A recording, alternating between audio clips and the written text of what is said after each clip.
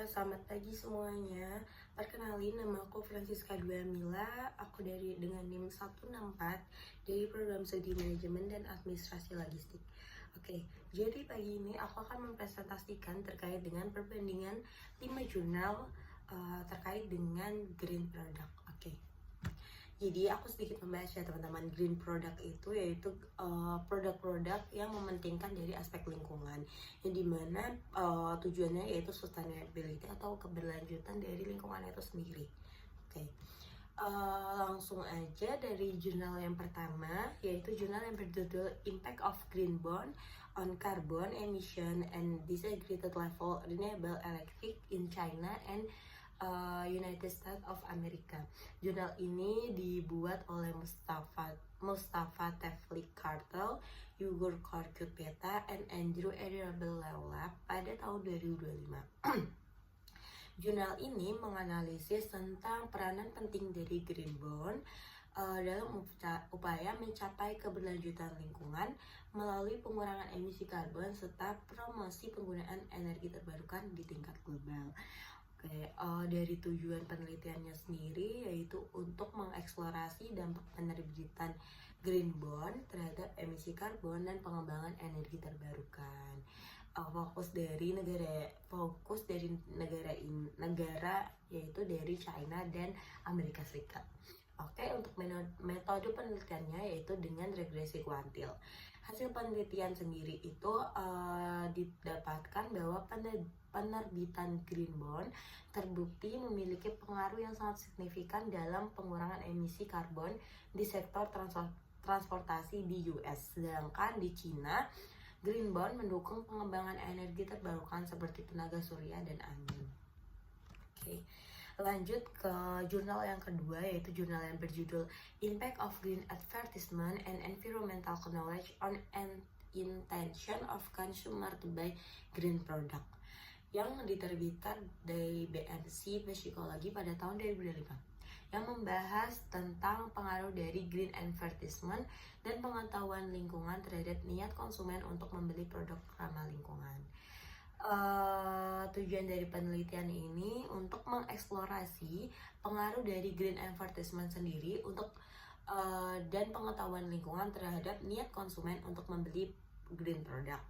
Nah, metodologi penelitiannya yaitu menggunakan pendekatan kuantitatif dengan mengumpulkan 512 individu di Cina yang dengan dianalisis menggunakan model persamaan struktural.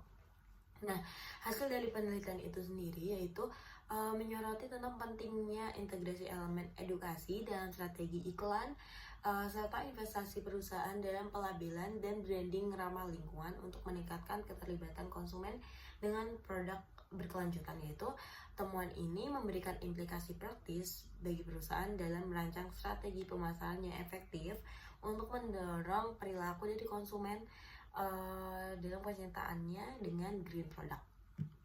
Jadi untuk yang pertama yaitu terkait dengan produk itu sendiri, yaitu produknya dari green bond. Untuk jurnal yang kedua ini dia lebih ke bagaimana green advertisement itu mempengaruhi konsumen.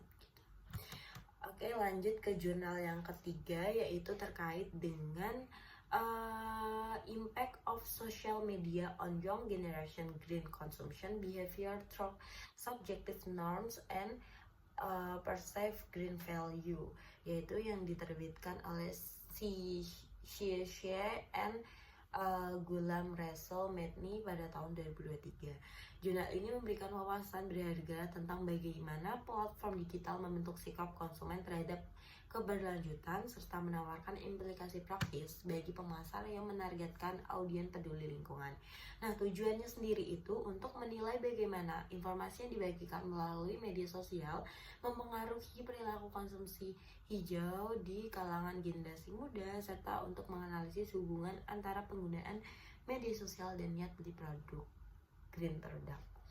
Nah, metodologi penelitiannya yaitu dengan metode kuantitatif dengan melakukan kuesioner dan analisis statistik. Untuk hasilnya sendiri, penelitian ini menunjukkan bahwa pemanfaatan media sosial dapat menjadikan strategi efektif dalam mempromosikan produk green product di kalangan demografi muda dengan adanya informasi yang dibagikan melalui platform media sosial. Ini dapat meningkatkan kesadaran dan mempengaruhi keputusan pembelian. Gitu. Nah, untuk yang keempat yaitu ada jurnal yang berjudul Green Purchase Intention, Effect of Electronic Service Quality and Customer Green Psychology yang dibuat oleh Wasim Ahmad dan Xingqiu Shang pada tahun 2023. Nah, studi ini menyoroti pentingnya kualitas layanan elektronik dalam membentuk niat beli produk ramah lingkungan di kalangan konsumen online dengan memahami interaksi antara karakteristik perusahaan dan psikologi pelanggan. Penelitian ini memberikan wawasan baru tentang strategi pemasaran yang efektif bagi perusahaan yang ingin meningkatkan penjualan produk berkelanjutan. Nah, tujuan dari penelitian ini yaitu untuk menganalisis pengaruh langsung kualitas layanan elektronik, e-service quality, serta efek langsung dan moderasi dari variabel psikologi hijau. Nah, model penelitiannya yaitu mengadopsi kerangka kerja stimulasi organisme respon atau SOR. Untuk hasil penelitiannya yaitu didapatkan bahwa niat pembeli produk green product ini di platform online dipengaruhi oleh kualitas layanan elektronik dalam mendorong niat beli produk dan karena pengalaman penggunaan yang baik dapat meningkatkan minat konsumsi. Selain itu, kepercayaan dengan green product terhadap komitmen perusahaan terhadap keberlanjutan juga meningkatkan niat beli. Namun, praktik greenwashing di mana klaim ekologis tidak sesuai dengan kenyataan. Jadi, ketika iklan itu nggak sesuai sama kenyataan, hal itu dapat merusak kepercayaan pelanggan dan mengurangi niat beli. Oke. Untuk jurnal yang terakhir yaitu jurnal yang berjudul Consumer Preference for Circular Economy Best Food Product yang dibuat oleh Gabriel R.C. de Oliveira, Andrew P. de Almeida, Danijela Confessor, Eva Squart yang pada tahun 2023. Tujuan dari jurnal ini yaitu menganalisis faktor-faktor yang mempengaruhi niat beli konsumen terhadap produk makanan berlabel sirkular serta mempenahani bagaimana sikap lingkungan dan kebiasaan pembeli berkelanjutan.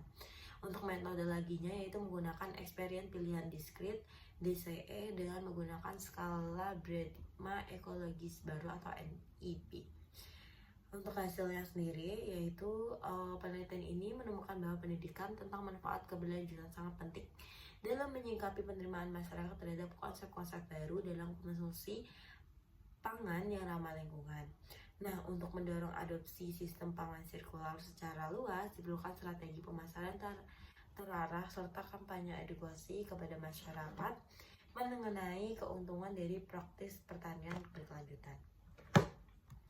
Oke, kalau tadi kita udah bahas dan bedah satu-satu dari jurnal 1 dan jurnal kelima, untuk selanjutnya kita akan bahas dari persamaannya itu sendiri. Oke, persamaannya itu ada 3, yaitu yang pertama fokus dari berkelanjutan. Dari semua jurnal itu membahas tema yang bersama yaitu terkait dengan keberlanjutan dan perilaku konsumen terkait dengan produk dari ramah lingkungan. Baik itu yang pertama itu ada green bond, green advertisement, terus ada layanan elektronik dan prinsip ekonomi yang sirkular. Untuk yang kedua yaitu pendekatan kuantitatif. Dari banyaknya jurnal yang kita bahas, ada kelima jurnal itu sebagian besar dari mereka itu menggunakan pendekatan kuantitatif. Untuk yang ketiga pengaruh psikologi yang sama yaitu menyoroti tentang pentingnya faktor psikologi seperti kepercayaan dengan green product, sikap lingkungan itu dapat mempengaruhi niat pembeli untuk membeli produk yang sustainable. Nah, untuk selanjutnya yaitu dari perbedaannya itu sendiri, yaitu yang pertama ada subjek penelitian. Nah, dari kelima jurnal itu memiliki subjek penelitian yang berbeda teman-teman. Untuk yang pertama tadi itu lebih kepada subjek penelitiannya yaitu terkait dengan green bond. Untuk yang kedua green advertisement, yang ketiga dari impact of social media, untuk yang keempat green purchase intention, dan jurnal yang kelima tentang impact of social media.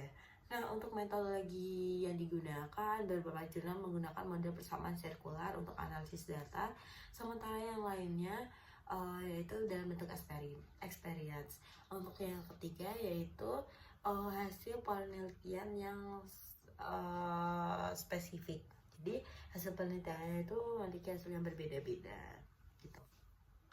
Baik, itu saja untuk hari ini. Mungkin dari kita yang tadi kita telah membedah dari 5 jurnal dan perbedaan, persamaan dari kelima jurnal tersebut. Mungkin cukup itu saja pada hari ini. Kurang lebih saya minta maaf. Terima kasih. Bye.